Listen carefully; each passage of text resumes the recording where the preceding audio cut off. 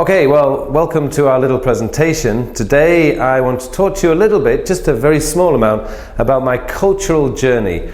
Some of the things that I've found different between coming from the United Kingdom and coming to Korea. So a little bit about myself. My name is Carl Pauline and I come from here, this city called Leeds, which is in the United Kingdom.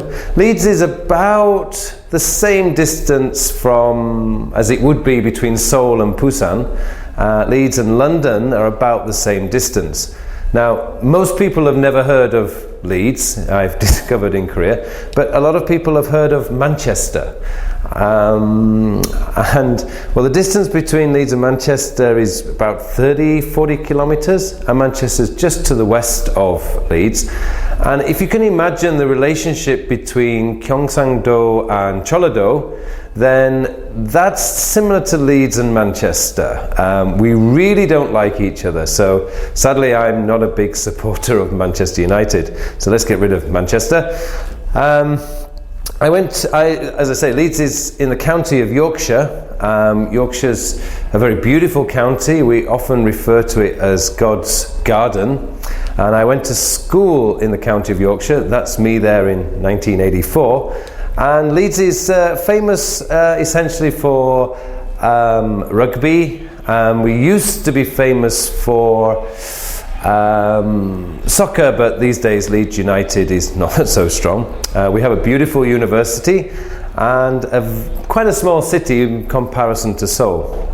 I graduated from Leeds University in law, and after graduating in law I went to work in a law firm and was working in an office, like a little bit like this. And I soon discovered that, offices really don't suit me. I hate being stuck in the office. And eventually it made me ask myself, why am I doing this? People talk about happiness all the time. Well, I was not happy. So I got on one of these and I came here to Seoul. And within a few months, I soon discovered that Korea was having a big effect on me, and I found myself falling in love with Korea. So I stayed, and as each year went past, I found another excuse to stay and another excuse to stay, until eventually I accepted the fact that Korea is where I want to be, and Korea is where I am today. So I've lived in Seoul now since July 2002. This is my hometown area, if you like, in Korea. Sokchon Lake, Sokchon-osu, Olympic Park, some fantastic samgyeopsal restaurants.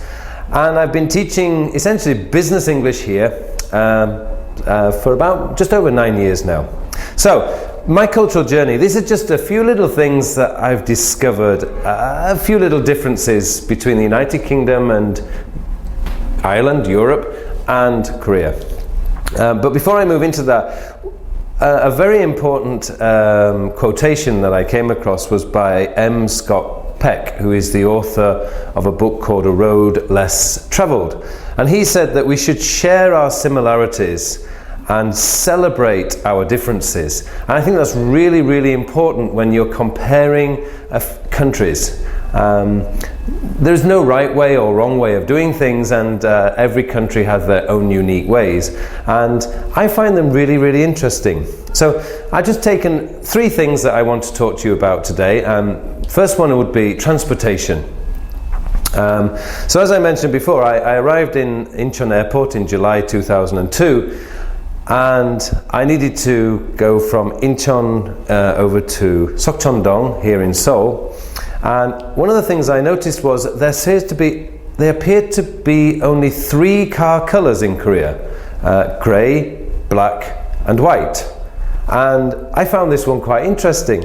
Coming from Europe, we have many, many different colours of cars. We even have pink cars, which you'll see quite frequently, particularly in the big cities. Another thing I discovered was on a Saturday afternoon in Seoul, particularly on the Olympic Expressway, you'll often see quite a big traffic jam, which is fine enough. My parents now live in Ireland, and Ireland is a very quiet country, and this would be a traffic jam on a Saturday afternoon in Ireland. The biggest problem you probably have is sheep. Another thing that I noticed in the transportation, and it was a little bit strange to me at first, was the cell phone culture here in Korea is very big, and it's like everybody's walking around, particularly in 2002, everyone's walking around with a cell phone almost to their ear all the time. And if you ever have the opportunity to travel in Europe, you're going to find a lot of these signs coming through, that cell phones are becoming almost like smoking became about 20 years ago. It's becoming very antisocial, and you will often find signs in buses and trains that say quiet carriage or quiet area, quiet zone, which essentially means switch off your cell phone. And it can be a little bit scary, unusual a little bit when you're traveling around Europe these days. The drinking culture was a very interesting culture when I first came to Korea. Let me just explain a little bit. In England and in Ireland, when we go drinking beer, we tend to stand up. Standing up is a very, very common thing, and so we stand around in a group together with our friends, and we're drinking our beer. And if you've ever seen many Englishmen, quite a lot of Englishmen, they have grown their beer belly, as we call it, their beer belly. And in Korean, we often jokingly refer to this as 맥주아기. But there is a reason why most Europeans, Germans, Irish, English people, there's a reason why we grow our beer bellies. Because we stand up in a bar, we have no place to put our beer. But if you grow your beer belly, then you can actually put your beer onto your belly while you're standing. And it's a solution to a problem. So if you see many Europeans with these big bellies, you know they like their beer. Obviously in Korea we like to sit down when we're drinking, and we have a big group of people together. This image here is one from our class party that we had. Another thing, if you're traveling in Europe, you'll find is there's no smoking in public buildings anymore. So you have to go and stand outside if you want to smoke. An interesting thing has happened. People have started using this as an excuse to actually meet and talk to strangers. So you can be outside having a cigarette, and you just start talking to the other smokers. It's becoming like a social club almost. And it's a very, very interesting change that's occurring in Europe. Obviously in bars in Korea at the moment, or still, we can smoke if we wish. Another one that a difference that I found is the 회식. 회식 없어요 in European countries, and indeed in America. I guess we don't like our co-workers as much as Korean people like their co-workers. So people, the idea of having dinner with your co-workers is a little bit strange to us. Actually, I think it's a fantastic idea, but it's something that was new to me when I first came to Korea. Now noraebang is fantastic, an amazing way to finish off your evening of drinking and eating, and I've had some fantastic nights in noraebang. Quite often in the United Kingdom, when we finish an evening, we tend to go fighting, and city centres are full of police cars flying all over the place because fights have broken out. Now just have a look at the eating and dining culture a little bit. 한정식 is an interesting meal. Today it's one of the best meals I could have. I really enjoy the different flavors and the different textures of the food. But when I first came to Korea, I'm used to like very oily food and not steak and French fries and potatoes and things like this.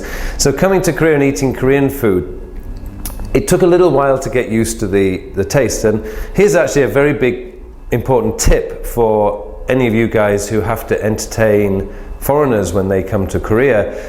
If it's their first visit to Korea, try not to take them to like 한정식 restaurant. because the taste is very, very unusual to people who've never tried Korean food before, and quite often they just get this, they don't really like it. So it's much better to take them for something like samgyeopsal or galbi, something that's a little bit similar to Western food. Of course, if they're visiting Korea regularly, then of course eventually take them to have 한정식. If I took you out in England, I would probably take you to have wonderful fish and chips, which we are famous for, but I'm pretty sure that if you've never tried fish and chips before, you will find the food quite oily, and maybe you wouldn't like it. One thing I have noticed though is that every foreigner I've entertained in Korea, they absolutely love samgyeopsal. When we go dining, now I mentioned before that 회식 is very rare in European and American countries, but if you're invited out to a company dinner in a Western country, it means you have to bring your wife or you have to bring your husband, whichever situation you're in. A company dinner involves your wife, your family, maybe not girlfriends, but if you are married, you would be expected to bring your wife. But don't bring the children. I'm afraid the children are not usually invited. Just have a quick look at working culture. This was one of the things that I found amazing, and it made me realize just how hard working Korean people are. I call this looking at Korean time versus British time. At 4:45 p.m. in the afternoon in the United Kingdom, you will find people sat at their desks working, answering the telephone. At 5 minutes past 5, the office will be empty. Everyone will have gone home, because 5 o'clock comes, home time, go home, and everyone goes home. What I found in Korea is at 10:50 p.m. quite often people are still in their offices working away. And it's a huge difference between Europe and Korea in terms of your working times. But if somebody was doing that in Europe, staying back until 10:50 p.m., we would very easily start thinking he's got marriage problems. He must be fighting with his wife because he doesn't want to go home. So our thinking is a little bit different. And it always tends to lead us to ask the question, who is the boss? Is it your wife or is it your manager? And that's a very interesting question. If you ask a European, there's no hesitation, the wife. But if you ask a Korean person, quite often they say, the manager. So you find a difference there in terms of what are working. And just to finish off, I have a few little things that I've picked up.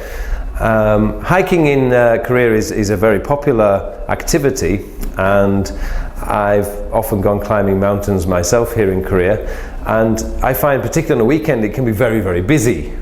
If you went climbing in the United Kingdom, if you went to the mountains, you might find 1 or 2 people out there, but you certainly wouldn't find hundreds of people.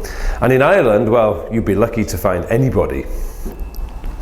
One thing that for some reason foreigners always misunderstand this one.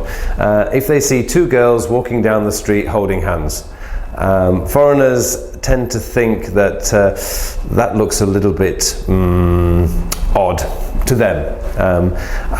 But obviously once you start to learn about what the reasons behind it, it's a very close friendship, then there's no problem. But foreigners visiting Korea always tend to misunderstand this one. Finally, one more thing, and this is more of a personal thing, is elevators. When I first came to Korea, and there's this little story here, I find elevators very dangerous in Korea. When I first came to Korea, where I was working was on the 11th floor, and we were teaching children at that time. And the children's classes finished at 6:20 in the evening.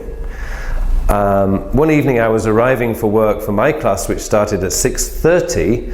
I got into the elevator round about 6:20, went up to the 11th floor. Now my habit being English was to stand right at the back of the elevator. What happened was, as soon as the doors opened on the 11th floor, all the children went straight into the elevator, and I got pinned to the back. And I ended up having to go all the way back down to the first floor.